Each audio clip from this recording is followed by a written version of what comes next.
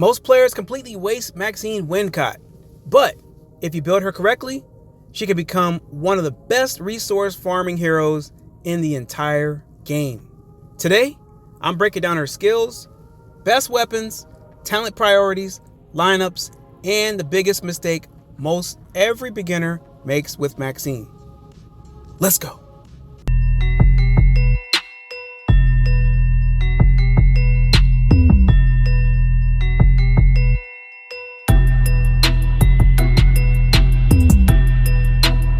Let's go.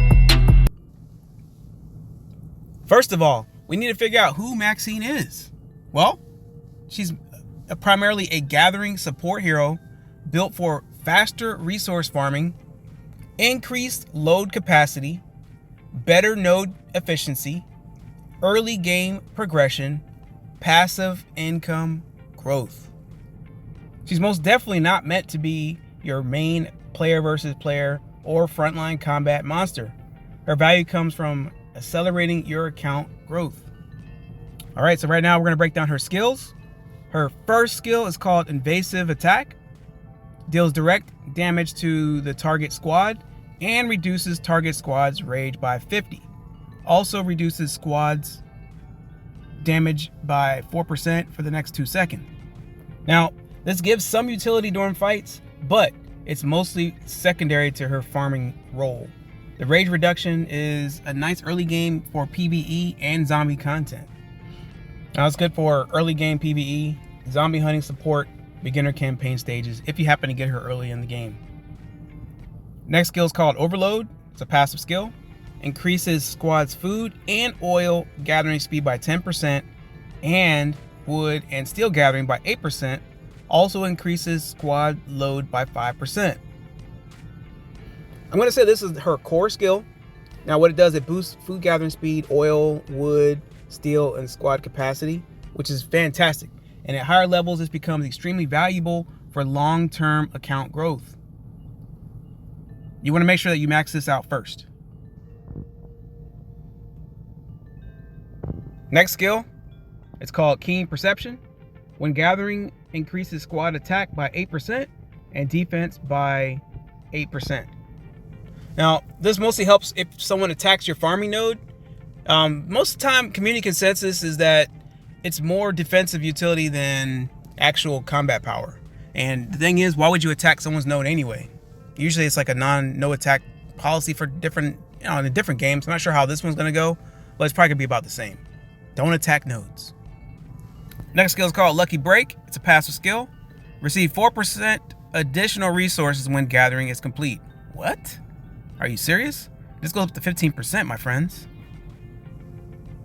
All right, her last skill is called Homecoming. Now, this is her awakening skill. It's also a passive. Gains a bonus reward for gathering at a resource node.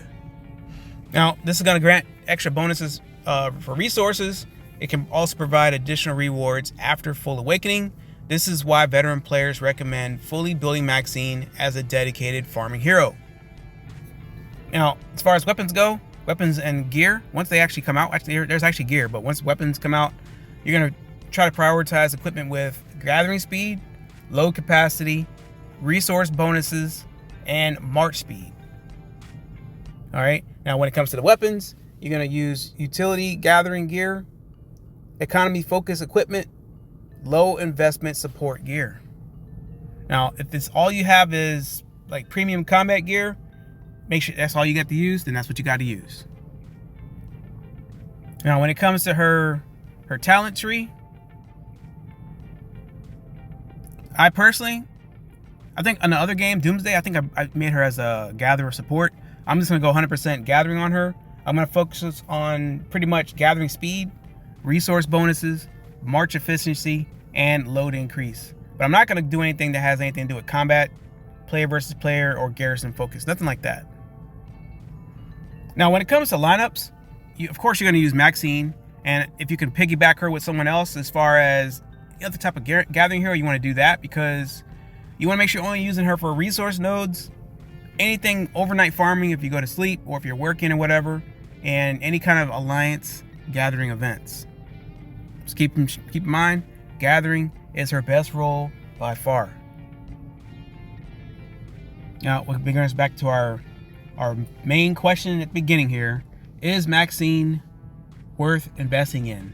My answer is going to be yes, only for gathering. Make sure you max out her gathering skills. Use her for long-term farming.